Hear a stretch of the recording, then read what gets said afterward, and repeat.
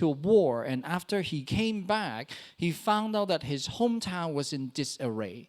And then there is this antagonist. He's this main bad guy. He's the sheriff of Nottingham. And he's getting everyone's riches. And he's like just banking on everyone's suffering. Heavy taxes. You want to cross a bridge? You got to pay tax. But Robin Hood is really awesome is because he's just a whiz with an arrow. Like he's like the OG sniper. For real.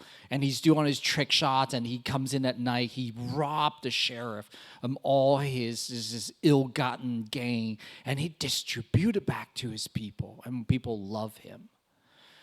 But the thing is, the sheriff is not the only antagonist. When I was a kid, I loved it so much, I even read the book.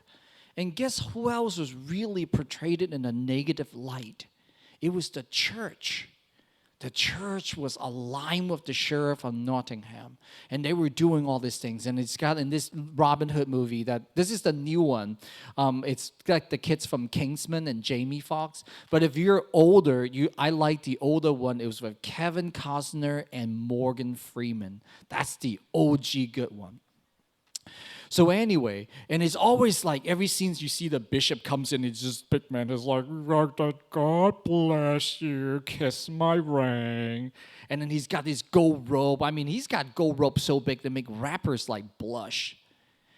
And it's also a time that also portray, and it is also an historical fact that it's been betrayed that at some point the church got so wealthy, they become these agents of power broker, kingmakers. And they become this institute of religiosity, but there is nothing about the love and justice of God that they're dispensing. There's no God. And it actually may be my fever, but it terrifies me. Because in the book of Revelation, when Jesus came back, and the first group of people he calls into accountable for is what? The church. His people. He will judge them. Are you who you said you are? You are the agents of blessing. You are supposed to be a kingdom of priests. You're supposed to teach people about me by living out my decree, but have you done that? Imagine that. Your end boss is Jesus. That's not a good fight, and it terrifies me. So I don't know how many of you guys have been following. Have we been doing the Hosea series in here? So I'm sure that it's just, by the way, message today will be pushing some boundary. It will get offensive, and I'll try to keep it in the PG. We can do PG, right? Okay, we can do PG. It's going to be NC-17. So anyway, so within the context of Israel, Hosea is bringing in a big indictment into his people. But before we start, I am going to read it for you. Ooh, see if I can do this without standing in the way. All right. Thank you, Fred. Whenever I would heal Israel, the sin of Ephraim's are exposed, and the crime of Samaria is revealed. They practice deceit. Thieves break into houses, bandit rob in the street. But they do not realize that I remember all their evil deed. Their sins engulf them. They are always before me. They delighted the king with their wickedness, the prince with their lies. They all are adulterous, burning like an oven, whose fire the baker need not stir from the kneading of the dough till it rises. On the day of the festival, our king and princes become inflamed with wine, and he joins hands with the mockers. Their hearts is like an oven. They approach him with intrigue. Their passion smolders all night.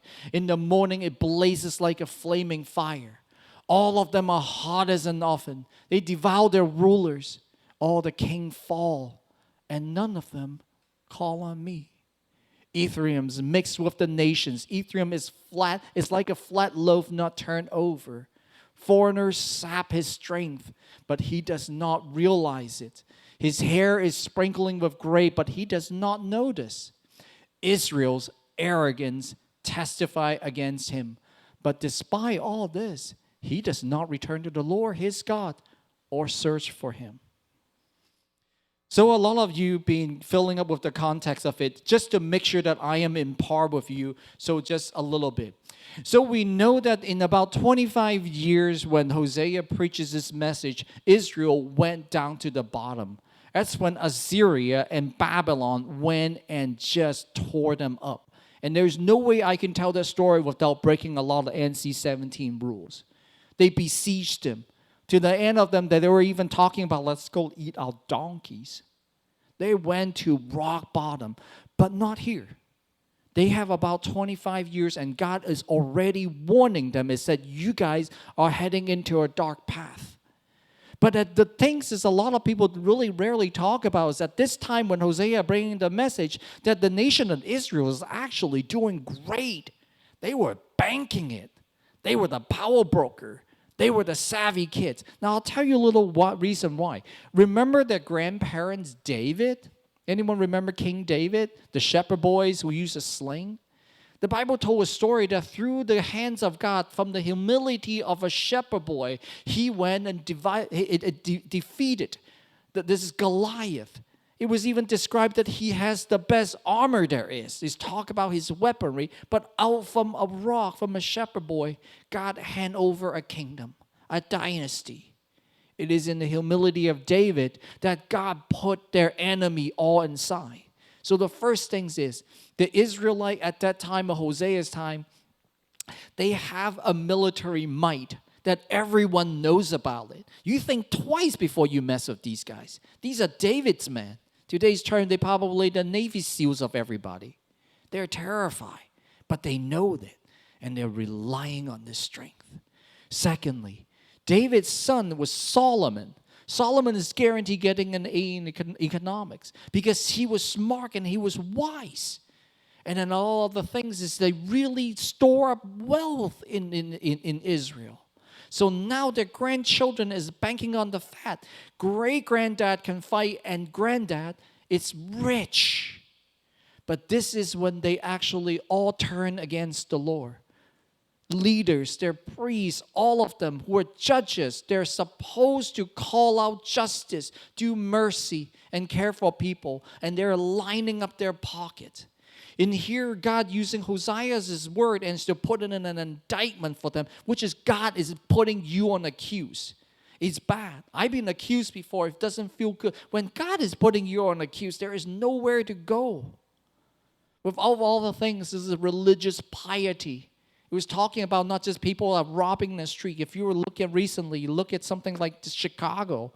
Recently, there's a festival out there. Someone just exchanged fire, 70 rounds, and they caught no one. It's all of them. It's personifying that all of you are robbers, all of you. The prince is the king. To the point that they are so delighted in it. That everyone is into this. Bribery. Now, the thing is the Israeli have a law. The Hebrew has a law. It's called a law of Moses. You've been in Sunday school long enough. You know about the law of Moses. But a lot of people think about law of Moses as this thing, this binding thing, 612 rule of what not to do. But did you know that in the law of Moses, it's got one of the most progressive social welfare system to build into it? I'll give you an example. Gleaming law. When you have a field, you're not supposed to harvest everything. You're supposed to leave some for the poor and the widow.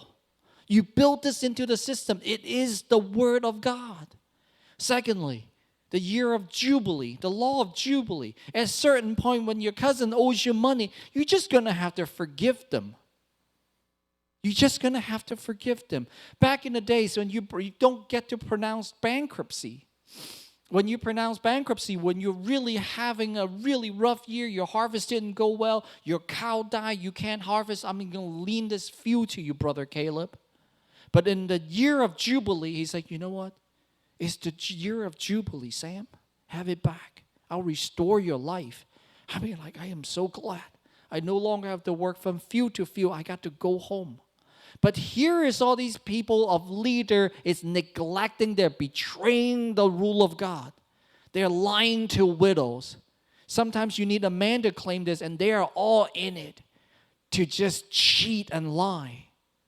Now, you know that throughout this whole Hosea things, there is a term out there is making everyone's ear burn. It's calling them adulteress, right?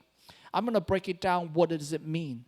It means these people go to church, go to sacrifice on their Sunday, but in between they do anything but sacrificial.